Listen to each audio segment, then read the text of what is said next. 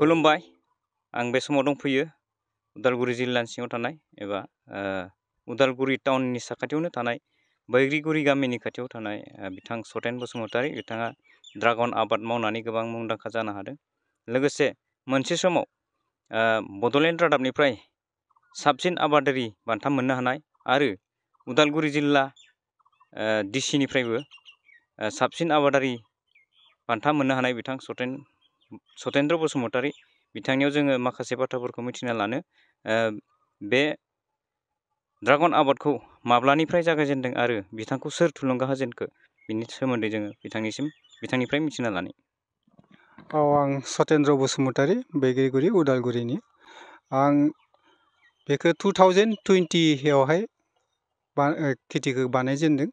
बे खेथिखौ आङो इउटुबावहाय नायै खोब इन्टारेस्ट जानानै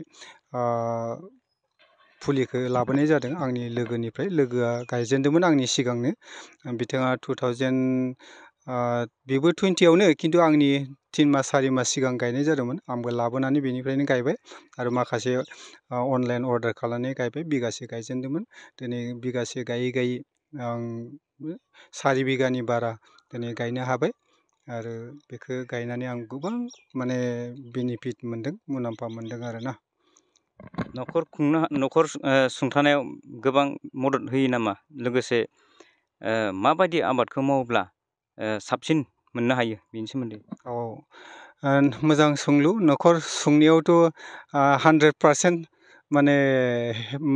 हेफाजाब होयो, आंनो बेनिफिट होयो। मानो होनबा आं बेजोंनो न'खर खुङो। आं खेथियक हिसाबै आंहा बे ड्रेगनानो दिनै आंखौ गोबां मोजां न'खरखौ सालायनो थाखाय हेफाजाब होदों।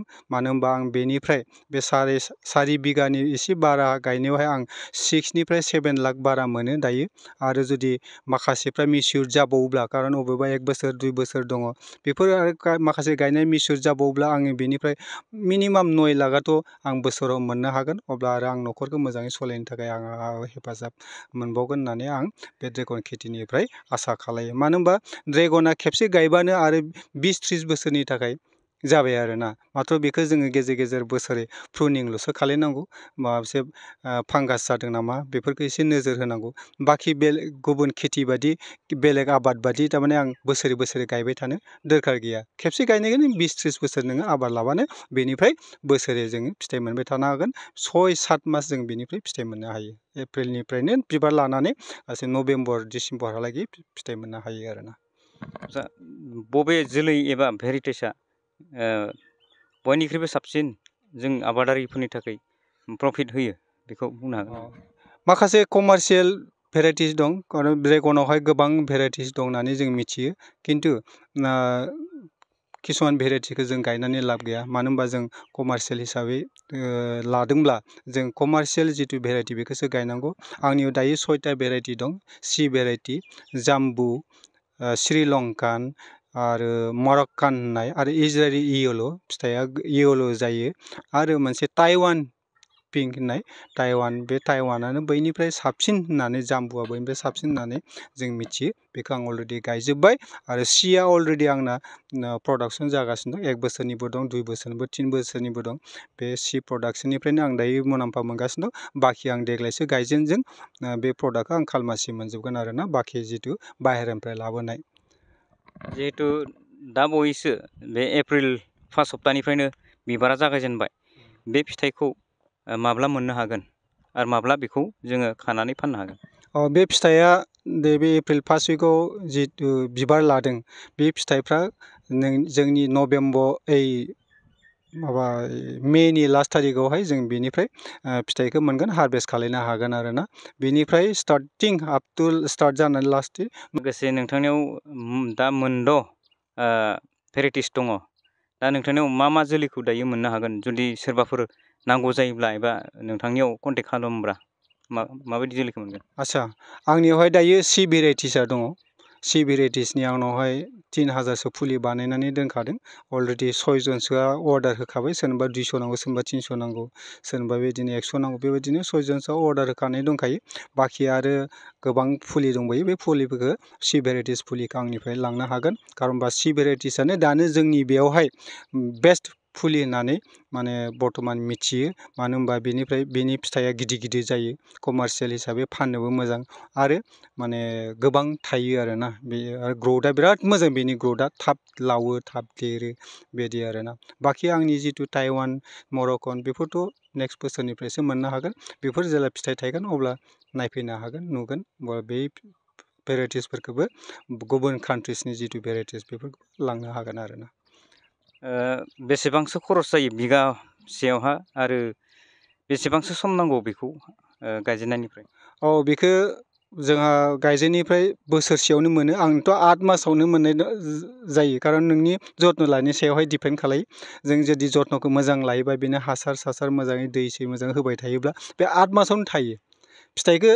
दंफांखौ बेसेबां देरहोनो हागोन अब्लानो जों फिथाइखौ थाब मोनगोन आरो जुदि जत्न लायाबासो लेट जायोबा हयथ' बोसोरसे 1.5 बोसोरबो नांगौ खिन्थु 8 मासनिफ्राय बोसोरसेनि भितरावथ' मोनखायो आरो 100% आरो बिगायावहाय बेसेबां मोनो होन्दों बिगायावहाय मिनिमामाथ' 2 लाख थाखा जोङो बेनिफ्राय आरजिनो हायो गायनायावहाय 1.5-2 लाख बेबो खरसा जायो पार बिगा 1.5-2 लाख जुदि नोङो फल होनानै खुन्था होनानै आरो गोजौआवहाय जुदि नोङो माने रिं होयोब्ला फाकानि रिं होयोब्ला अब्ला माने मोनसे गायगासेयावहाय बिगासेयाव 2 लाखसो 1.5 लाखसो खरसा जायो आरो जुदि टायार होयोबा अब्ला खम जागोन आरो बेफोरबायदि आरो बेसेबांसो सम थांगोन गायगासे बे गायगासेयावहाय 20-30 बोसोर नोंनि जत्ननि सायावहाय खारन बेखौ खेबसे गायनानै आरो दानफिनगोन गायफिनगोन बेबायदि गुबुन खेथि बायदि आबाद बायदि नङा बे जाहैबाय खेबसे गायखांबाथाय आरो 20-30 बोसोर नोंनि सायावहाय दिपेन्ड खालायगोन नों जत्न लानांगोन बोसोरै प्रुनिं खालायनांगोन आरो फांगास जानायफोरखौ जोङो होबथानांगोन आरो अब्लानो जों बिनिफ्राय फिथाइफोरखौ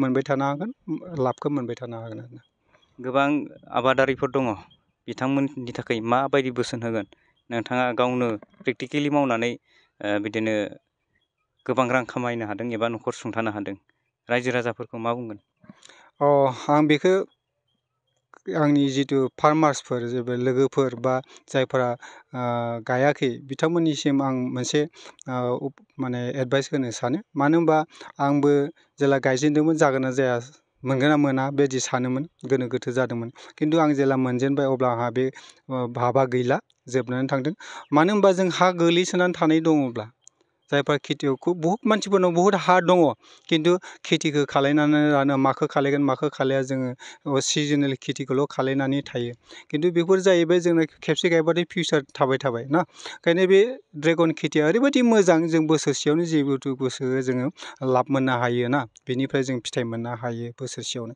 ओंखायनो आं सानो फार्मार्सफोरखौ खेथियकफोरखौ आबादारिफोरखौ माने ड्रेगनखौ हा दङब्ला गायनानै ला एसे बोरिल' हा जानांगौ बेयाव दै थायोल'सो जानांगौ जेबो माने दै थायोबा एसे प्रब्लेम जायो ओमफ्राय भेराइटिखौ मोजां सायख'नानै लानानै गाय अब्ला जों बिगासेयाव 2 लाख मोनोब्ला 6 बिगासो गायना लायोबा माने 12 लाख थाखा बिगाथामसो गायना लायोबा जों 6 लाख थाखा बेबायदि जों आरामसे बेनिफ्राय जोङो लाब खालायनो हायो आरोना बेखायनो आं सानो बयबो जुदि हा दङब्ला गोग्लैसोनाय हा दङब्ला ओरैनो दोनाग्लासिनो माने खथासेबाबो बिगासेबाबो गायनानै ला जोङो जुदि बुरजा गायनो सानदोंबा नैबे मेथडआवहाय गायनांगौ बे मेथडआ माने ट्रिलिस मेथड होननानै बुङो कम्पिउटार कर्सनि सोलोंथाइ लानो गोसो गुदुं सुबुंफोरनि थाखाय गोजोनथाव खौरां कम्पिउटार कर्सनि थाखाय बेसेन नाङा जासे मुं थिसननायनि खाबुखौ लानानै फैदों क'क्राझार सहरनि खोदोमथलायाव थानाय MS फ्लाइंग रुट इनस्टिट्यूशना बयखौबो थ' बेहाय